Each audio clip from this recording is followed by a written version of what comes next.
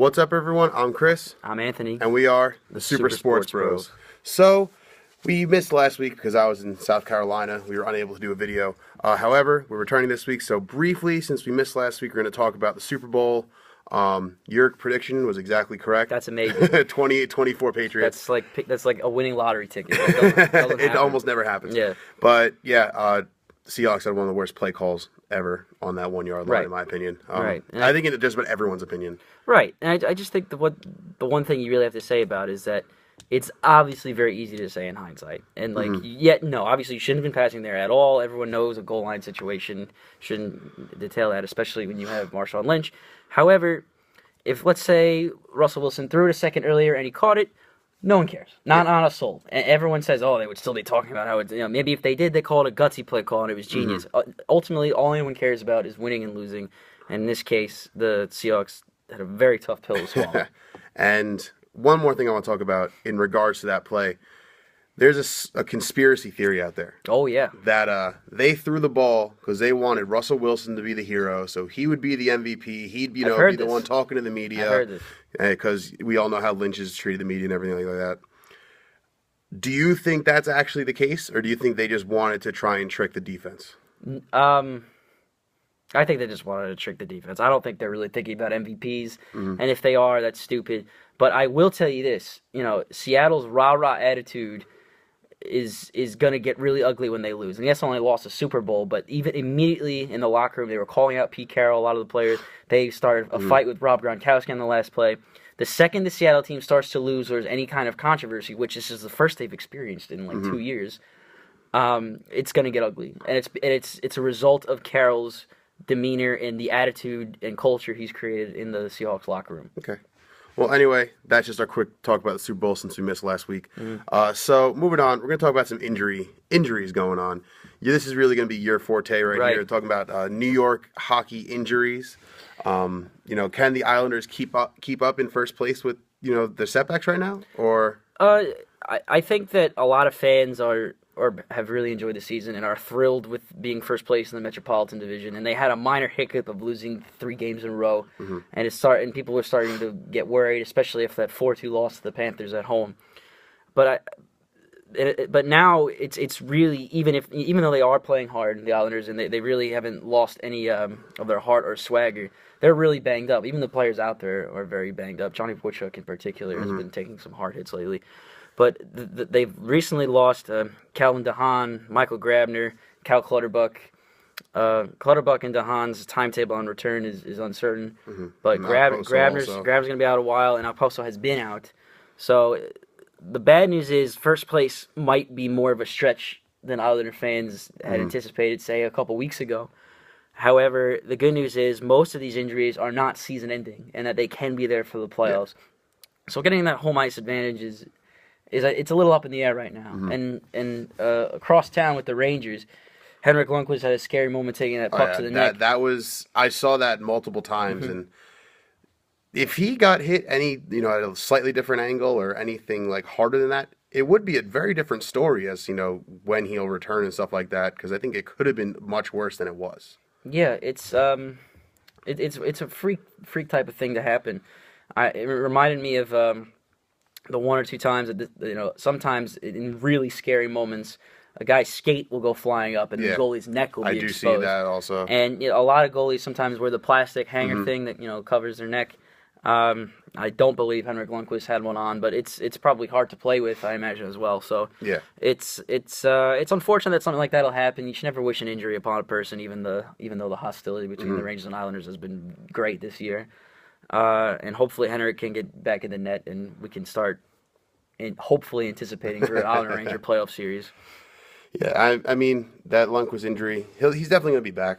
We know that. And I think that, his replacement right now. They could go 500 with Cam Talbot and be fine. Yeah, Cam Talbot, I think he's a serviceable backup, and this is why you have your backup goalie. He's good. This is why you want a good backup goalie. He can start on a few other teams in this league. If he moves to any, I'd say about 75% of other teams, there's a good chance that he could start. So, I mean, he's definitely someone that you want to be your backup, especially when someone like Henrik Lundqvist goes down. Right. Now, moving from hockey to basketball, we got a little bit of basketball talk today. First, Not so much about basketball, but everything but basketball. And that's typically the nature. We do have of a couple Knicks basketball things to talk about, though. Right. Well, right now, yeah. But first and foremost, James Dolan's been in the media a lot this week because of an email that he responded to. You know, he gets tons of hate mail, and for some reason, he chose to respond to this one. That's my first question is, number one, why does he have his email? You know how everyone has their junk email that they don't really check? Why isn't that the one that James Dolan has available to the public? And even if it's not, why is he even checking it? What does he even need to check emails for? Who knows? Have your own personal account. You have a Gmail for everyone, and then have your own personal at James Dolan Blues Band, whatever his name is, whatever he wants to call it. So for some reason he chose to respond to this email. And basically the guy was saying he's a 73-year-old Knicks fan. He's been a Knicks fan for 60 years, he says, and he's saying that Dolan's just destroying the franchise. You know, he did a lot of things right when he first got the organization from his dad, and then it's like, hey, he's just basically said, hey, you screwed everything up. You lowballed Steve Kerr and you lost him. You hired Phil Jackson, which was a good idea at first, but it hasn't been paying off for the first season that he's there. Keep that in mind, it's just the first season. We don't really know how good Phil Jackson's going to be in his 5-year plan. Right. And Dolan responds in a way that I thought was incredibly unprofessional. Yeah, I mean, he just bashed this guy who just voicing his opinion. Because, I mean, you hear people, bad-mouthing James Dolan all the time. You don't hear him responding like this. But Dolan basically says in a terribly worded email, it was incredibly grammatically incorrect. He says things like, you probably drive people to drink. Or you're drunk, right, and I'm celebrating 36 years of sobriety. You should try 20, something like that. Yeah. He's like, you should try that sometime. 26 years, I think is what it was. And that's not the point, but it's like, I was like, how do you say that in response to someone? How do you say that when you're supposed to be, the owner of the franchise? You're the owner of the Knicks. He runs MSG.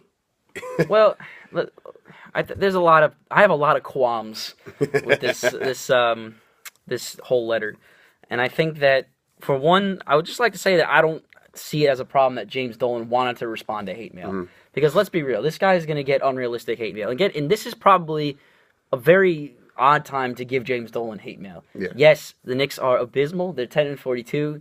They're a disgrace. It's embarrassing. All the players that everyone loves right now are probably lucky to be third stringers on most teams. However, if you're going to call the guy out for a guy that has literally handed everything to Phil Jackson, at this point, you're a little late on your critical email. And I think this gentleman deserves some criticism as well. What is the point of... no one really looks at his email, even though he really called him out in a way that was rude, number one. And I think that a lot of people don't like James Dolan. Most true Knicks fans don't. But if you're going to at least want to get a reasonable response, you have to be reasonable to begin with. Exactly. And James Dolan took it top shelf, stuff that didn't even make sense. He made stuff up. Everyone's like, oh, he made it so personal. He made stuff up. He called the guy an alcoholic and doesn't even know what his deal is. But is everyone really that surprised about an owner that inherited everything from his father, that's a former alcoholic, having problems with writing and speaking English? Now, how long has James Dolan been in charge of the Knicks? Roughly since 2000. Since 2000. And, I mean, the Knicks had a long period of bad basketball, and we know this. Under him, he's given them one playoff series. I think one playoff series. I think technically he was there when they went to the championship, but that wasn't his doing. It was all already there. Yeah. He didn't really have to do anything. So I mean, the Knicks had a lot of bad basketball for say about 10 years or so. They had bad basketball, and we know that being Knicks fans. But you never heard anything like this happening during this 10-year span where they were just abysmal over and over and over. I don't think that the thing is with James Dolan, I don't think the issue was who he was hiring most of the time. I think the issue was how things were handled. They 3 legendary coaches departed MSG, and there was a weird fallout with Marv Albert. Things got really weird when James Dolan was there. The rich traditional aspect that fans had come to love since the late 60s had completely diminished, and to say it's directly because of him that really can't be proven, but it's eerie and highly suggested that the derailing of the Knicks was entirely because of this man's ownership. And now that he's passing on to Phil, we don't even know if Phil is going to be a great president. Exactly. That's what people need to take a step back and understand. He's not the Zen master. It's not a destined prophecy. It's basically the exact situation of 2010 again next year. that the Knicks screwed up then. Hopefully they don't screw it up this year, and hopefully, who knows what's gonna happen to free agents. This All-Star game for Carmelo is very important. He's like an executive for the team. He's recruiting guys this week. Like, this is not what the All-Star game is supposed to be about. It's not supposed to discuss future plans. But that's been the trend in basketball lately, especially since the Olympic Dream Team prior to the free agency of 2010. And many feel that is how the Miami Heat were formed with the Big Three back then. Yeah, and I completely agree with that. So, I mean, we don't know how Phil's going to be. That's the biggest part here. Everyone's criticizing Dolan, but, it's a little too late to do that. Jackson's in charge. Let the man do what he's doing. If it doesn't work out, say it 2 years from now. Exactly. In 2 years from now, if it's still this bad, then you have a legitimate gripe. But you have a legitimate gripe now. You have a real gripe then. If we were told by Jackson, predicted, maybe 7th or 8th, hopeful playoff thing, that is so far from the truth that you have a gripe now. But, you can't, shun the man because of one season. It's his first year as an executive. No, and he also inherited a big sloppy mess that's going to take some time to clean up. Exactly. He's there to clean up the mess, essentially. So, 2 years from now, if they're not improved, that's when you can be saying stuff like, these people are saying right now. Right. Anyway, moving on. I actually want to talk quickly about, the All-Star game, like recruitment thing like that. It's a completely unrelated topic in a way, but Ray Allen. He's currently a free agent. Right. He's not playing with anyone. He hasn't played anyone all year. He's making his decision next week on where he wants to play. Where do you think Ray Allen's going to wind up? I think he's going to want to go to the Golden State Warriors. Think so? Because all he's going to have to do is jack up threes, and he'll fit in just fine. He's not expected to be a starter, obviously, anywhere he goes. He might stay the Miami Heat, which is, because, I don't know, he wouldn't have to move or whatever his situation is. I don't know about his personal life, but his most recent NBA team was Miami Heat, so. And I also heard talk about possibly the Hawks. Do you think the Hawks would be a good fit, or? I think anyone can benefit from the best three-point shooter of all time. But at this point in his career, he's just standing there. That's all he's doing, and if he gets open, he's going to shoot three. Yeah. And maybe we're literally talking about a guy who's probably going to give you 3 to 4 shots a game. It's basically a modern-day Steve Novak, despite the fact that he's had such a fantastic career. But at this point in his career, it's a lot like Steve Novak. So it doesn't really matter a whole lot. But I think he would, if he's going to go to a team, he would fit the best with the Golden State Warriors. Because, they're just jacking everything up. And he wouldn't hurt them in any way. No, he wouldn't. Yeah. All right, so I just want to talk quickly. Now, sticking in the NBA, there's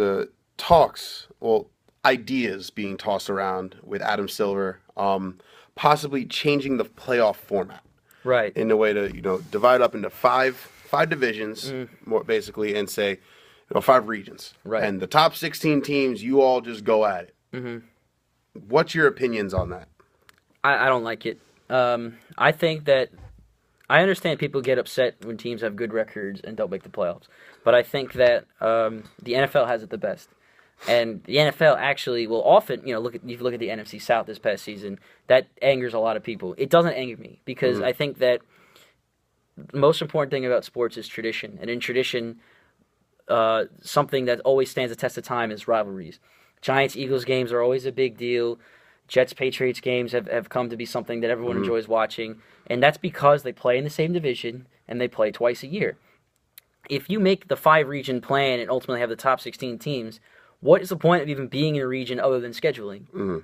I don't think they had hammered out all the details, but it did not seem to make any sense to me. And it was all very speculative, especially naturally. It was a speech from Adam Silver, so who knew? No one was ever going to actually understand anything.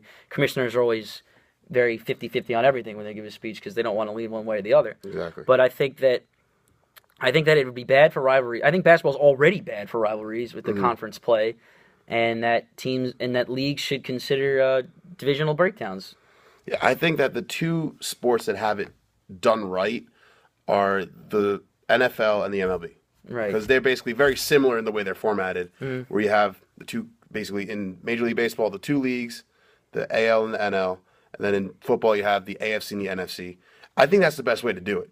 Instead of going like East-West or stuff like that, you have the East and West within the conferences. Right. Or within the divisions or however you want to put it, because then, you have those rivalry games that are so important. At the same time, you're also getting good, say, like cross city rivalries. Like you have the Yankees and Mets. They're AL, NL. They could potentially meet in the World Series, which it did, and that was huge for baseball. And what matters to me the most is that some of the most fun things to see in a team's rebuilding or off-season plans, like when the Cowboys got Brandon Carr, that was totally to cover Victor Cruz because they were really having a hard time with Victor Cruz.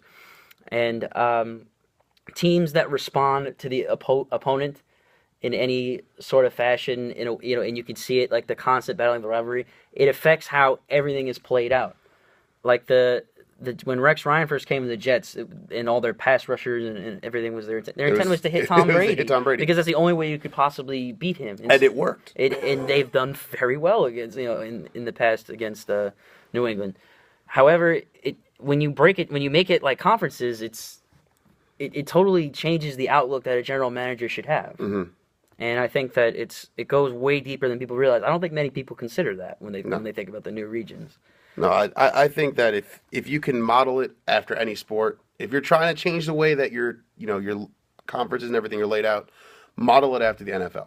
Yeah. That's the best way to do it. And I hope the NFL doesn't add playoff teams either. The MLB recently added playoff teams. And I think, look, sometimes it stinks. You have a good record, but every single time that team probably had a chance to make the playoffs, and they didn't make it for whatever reason. For a perfect example being the Eagles this year. The Eagles, they lost against the Cowboys in those deciding games. They lost against the Redskins. Lost against the Redskins. I think it was in Washington. I think I was going to say in Philly, but still, whatever the case lost may be, against the Redskins.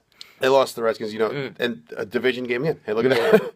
But it's just like that's how it's been. That's how it should be. Right. I don't think that you should do the whole we're gonna add 2 wild card teams on each conference, and then we're gonna have basically those 4 teams play in the first round, so all the top 4 teams get a bye. It's just then what's the point of playing for second, third, fourth? You want those top 2 teams to get a bye. I mean, they're thinking seeding, but I agree with you. I think that it's better to have divisions. Yeah. All right. Now moving on. Somewhat keeping the NBA, but moving on a little bit from there. Greg Popovich won his 1,000th game as an NBA coach. 20 years with the same team. Yeah. Even as a little applause for Pop. Yeah. Now, there's been a lot of talks of Popovich, being like labeled as the best coach in all sports. Mm-hmm. Do you agree with that statement, or is there another coach that you think could be seen in a higher? Well, you're talking about current coaches, right? And I'm not talking Lombardi and all that. I think it's fun to speculate, and I will never possibly agree on anything in this conversation. To start, I would just like to get that out there on the table. I feel that Bill Belichick and Greg Popovich are basically the same person in different sports. They're very grumpy with the media. They never give you any leeway to whatever they're thinking. It's a my way or the highway type of personality. And you could argue either one of those. But a name that I really think is the most impressive in all sports right now is Buck Showalter. It's the only manager in baseball to have brought 3 different teams to the playoffs. That's really tough to do because you talk about how long a season is in baseball and how hard it is to mentally gel with a club, especially in different places. Especially when you get older, there's a time where you're too old. Remember Joe Torre? Yeah. There's a time where he was just like, you're too old. You can't. Your approach is not working anymore. And obviously because he wasn't with the Yankees anymore. But my point is to be able to adapt over that long period of time with a different team. That's a challenge that Belichick or Popovich don't know what it's like, especially because they've had such a say in who the players they get in the first place.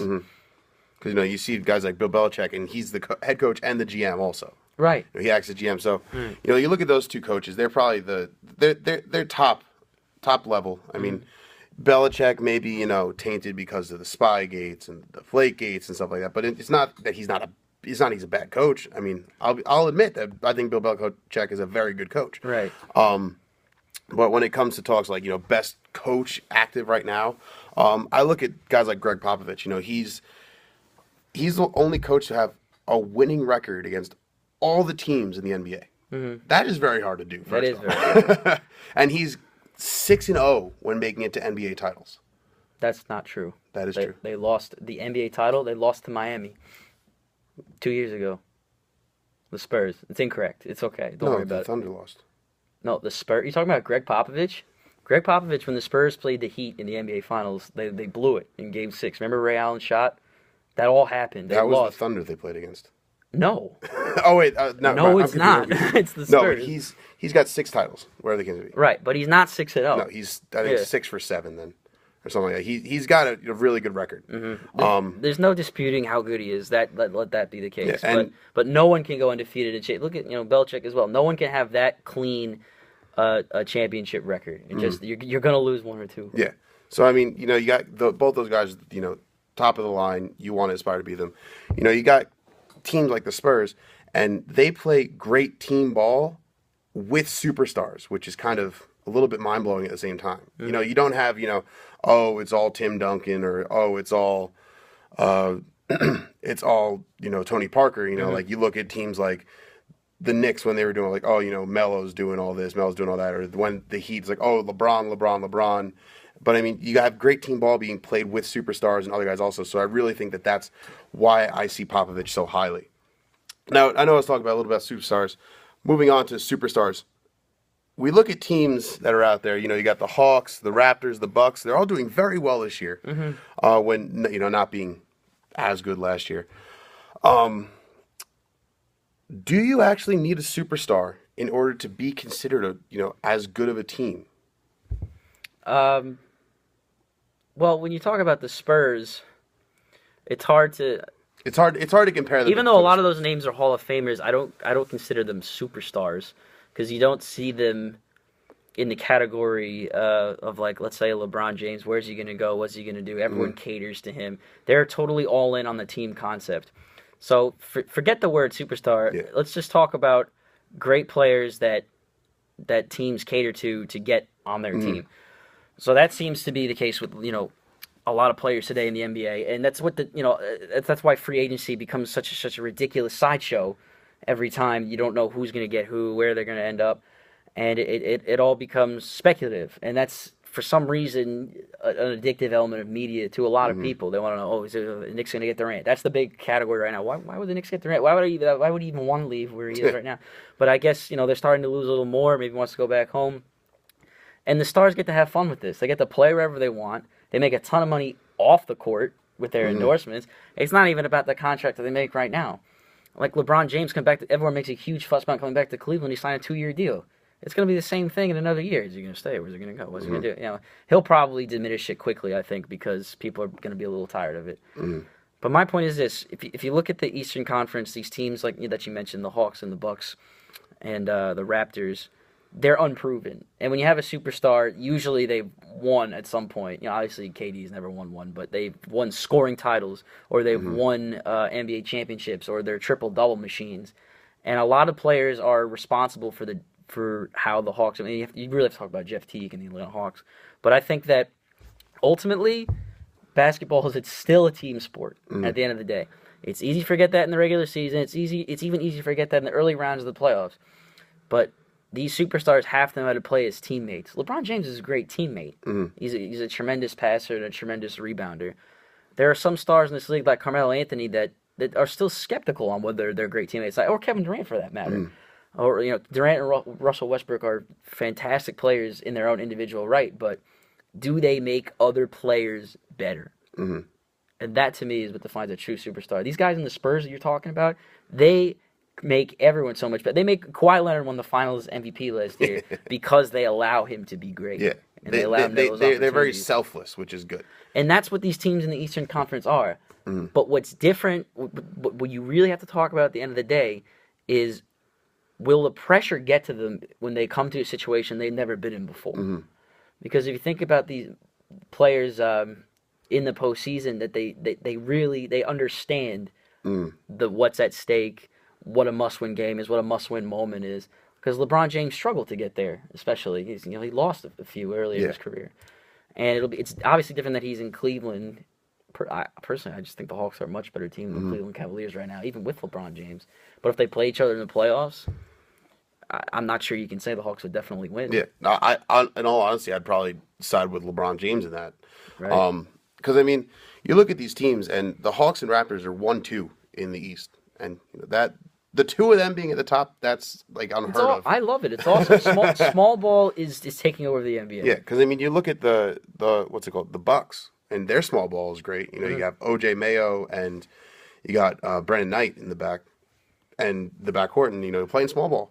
Right. There's the art of the scoring center has declined rapidly since the 1990s and early 2000s. Exactly. So, I mean, you look at these three teams that are in the East, and we're talking mainly about East teams because the West teams, you know, it wouldn't surprise if anyone anybody. makes it from the West to the finals, you know, it wouldn't surprise because the West is just very stacked. They're very good, like almost all the teams.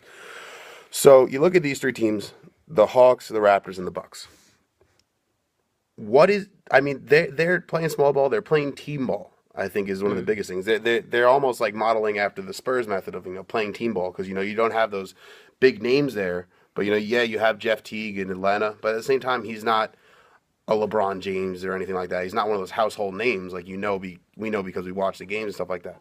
So I mean, and ultimately, you don't need to have one of these big name players in order to be a good team. Right, but to play devil's advocate, name me a recent championship team that didn't have a star on their team. Like obviously Miami won 4 in a row, and then the Spurs won the most recent one, and we just kind of talked about how there are players that can make other plays better on San Antonio. It's been a while in recent memory that you could think about a team that didn't have an all-star on it that won the championships. I'm thinking like back when the Detroit Pistons won with Rasheed Wallace. Probably. It's a long time ago. You know, there could be another team that I'm forgetting. But I mean, yeah, the Mavs one with Dirk Nowitzki. My point is Dirk is, you know, he's... All right, Dirk's probably a himself. star, but that was a team. That was an exciting team. And before that, you had the Lakers and the Celtics. The Celtics had the big three. The Lakers had Kobe Bryant. It's been a stars league for a long time, and you have to really look at NBA as a timeline to really be able to accurately think about this. So I'm really hoping that this is the year that changes it. I'm really hoping that the Hawks or someone do something.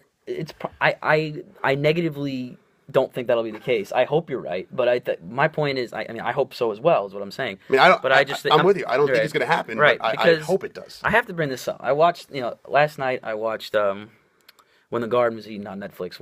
It was the 30 for 30 on the Knicks of the 1970 championship team. It went to the late 60s and early 70s. It was a Michael Rappaport, very well done. Interviewed all of them face to face. Talked about they all reflected on their team, and it was after segregation. So if you like Remember the Titans, this is like a real life Remember the Titans story at the professional level, which is amazing. And it really established the unquestioned Knicks loyalty that New Yorkers have today, because it very well should not be what it is, because the Knicks don't really deserve it. But because of this team, it really is the way it was. But and a lot of these old timers looking back on it, Jerry Lucas in particular, mentioned that, if you weren't moving, when you didn't have the ball, you weren't playing. Today that's not basketball. They kind of hinted at it. Rappaport didn't really let him go. Obviously, he was talking a lot more and he edited it later. But it really seemed to me like Jerry Lucas was saying that all these guys that are standing around watching isolation plays, which is a predominant thing in the league, it's amazing to see a star excel when everyone knows he's going to shoot, and I like that as much as anyone else.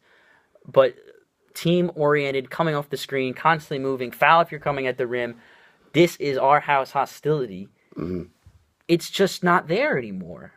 So the NBA, in my opinion, is not as good as it used to be, even though I still love the Knicks, and I'm still going to pray that one day they can break this Ewing curse, which I do believe in, by the way. Yeah. It's really just become like a showy league, in my opinion. Yeah, and a lot of it is obviously because of off-the-court endorsements and money and constant fame off the court, and because everyone can recognize their face. You know what I mean? You really have to think about the obsession with the athlete. I mean, LeBron is everywhere. Kevin Durant is everywhere. Kobe Bryant is on a terrible team, and he gets paid millions, and he's still everywhere. So it's to me, to be able to really accurately answer your question, the culture of the league has to change, and it hasn't changed yet. But the Phoenix Suns, are a team that, in my opinion, has started this whole small ball revolution. Cheap, hardworking players, backcourt speed, extra passes. That's what's exciting to me. So I am rooting for these teams. I'm rooting for the Hawks. I am rooting for the Warriors. I am rooting for the Suns, because I have no reason not to as a Knicks fan. Now, moving on from, talking about superstars and contracts, it's kind of a good segue here. But baseball. This is where you see the biggest contracts happen. Yes. So you No have salary cap. no salary cap, which I think is still a big mess. In my opinion. Controversial. Very controversial. But with this no salary cap, you're able to dish out these contracts to these players. Max Scherzer signed, what was it, 2 weeks ago with the Nationals for 7 years and a lot of money. I don't even remember how much it was. And then you have James Shields, who just signed yesterday with San Diego. So, are these contracts good? Are they good for competition? Are they good for the Major League Baseball? Are these players worth it, or should the MLB step back and say we should probably fix the way this is done? Well, I don't think there's much MLB can do, especially with it being an ultimately very free market in the MLB, and the players can go where they want, and the teams with more money are going to buy them. But the way I see it is, it helps initially. Quite honestly, like let's look at CC Sabathia as a good example. They signed him to a mega deal before the 2009 World Series. The Yankees went crazy with buying people that year. Yeah. And right now the Yankees are clearly declining because a lot of those guys are at the latter end of those contracts, CC Sabathia in particular. So you never know what's going to happen. You're making a huge investment. It's a very risky investment. So I think it's upsetting when teams suffer in the long period of time because of an urgent desire to instantly win and to put the highest bid. Like, I'm a Mets fan, and Scherzer going to the Nationals concerned me, and that added to their rotation. But Strasburg, everyone freaked out about Strasburg and he was younger, and you just never know what's going to happen with his injury. I'm not afraid of Strasburg right now as a Mets fan, but I am. But the Mets have to be able to beat the Nationals, and their rotation right now is very good. But you don't understand how this is going to play out. Mets fans have no reason to really panic as far as, it's an alarming signing. It's a big name, but big names aren't always everything. I mean, look at a good example, in my opinion, that maybe we should talk about is the Boston Red Sox prior to their World Series win 2 years ago. They spent a ton of money on players. Carl Crawford, Adrian Gonzalez. And then they said, you know what? And Bobby Valentine was the coach, and they said, screw it, we're getting rid of Valentine, we're getting rid of all these overpaid guys, we're sticking with the guys we know Boston fans love, the Pedroias. The Poppies. The Poppies, yeah, obviously. And they won another World Series. Because when you don't have that, the problem is with guys that have that big contract, there's this bow down to me, oh, this guy's a big deal, this guy's earned this. It's really hard to get team. It's really a challenge on the manager or the coach or whatever sport it is to gel this team chemistry together. Yeah, so, I mean, it's hard, and I mean, I wish that the MLB could do something to, make it stop, with these mega deals and stuff like that. I wish that there was a way to fix it, but there's none because it's been going on for so long. So, I mean, these teams are, they're buying so they can try, make the push, because I know Washington's been, the Nationals have been so close these last few years. Yeah, and they won the division with ease. They won the division with ease last year in particular, and they really fizzled out. And they had Strasburg's injury 2 years ago, where they pulled the controversy where they took off his innings, all that, and they really, honestly, if you're a Nationals fan, you're thinking this is the year. Like that, like a Nationals fan should think that because they have a fantastic rotation and a good lineup. Bryce Harper's still getting better, and they have young players, so it's fair to think that if you're going to put all your eggs in one basket and you want to win that one title, that maybe that's a smart thing to do. But if you're trying to establish some sort of dynasty, like when do you see the San Francisco Giants do any of these mega deals? And they've won numerous World Series over the years. Good point. Always it's all about scouting. It's all about it's like in NFL. It's all about rebuilding through the draft. It's about having the right minds in the right places. And the longer you lose, the more desperate you are to make these giant moves. Like the Knicks have lost forever, so they're going to be in a rush to probably do something stupid, and that's what and that's what happened for a long time in the 2000s, late 2000s in particular. So it is what it is. These contracts are always going to go up. There's always going to be money. I'm never going to stop watching sports, so you could argue I'm part of the problem if you really want to dissect it and get weird. But I think that if a team can rebuild the right way without the overpaid stars, they're the team you're going to remember later in life. All right, so that pretty much sums up what we want to talk about today. I think we had some good talks. I had fun. I apologize for my one mishap. It happens. That That shot was a fantastic story. I remember. Well, it's not really a story. It's just a fantastic memory. We were at Miller's Ale House. Our buddy Adam was home. We were all hanging out watching the game, and everyone was so happy that the Heat were going to lose because I admit back then I was more of a LeBron hater than I am now. I've really stepped back and said, maybe he's an okay guy. I don't know, but like I'm still on the fence about it. But back then, everybody wanted Miami to lose, especially around here, and the Spurs had it. It was over. Kawhi Leonard makes one free throw. They could have been back-to-back champions. That had that first one, but he misses the free throw. Miami keeps it going. LeBron loses his headband. It was so dramatic. And then Ray Allen, had that tip out rebound. Chris Bosh had that tip out rebound. Ray Allen stepped back, and it was just like, oh my god. So maybe you blacked that out of your memory because it was hard to swallow. All right. Anyway, until next time, we're the Super Sports Bros. See you guys next time.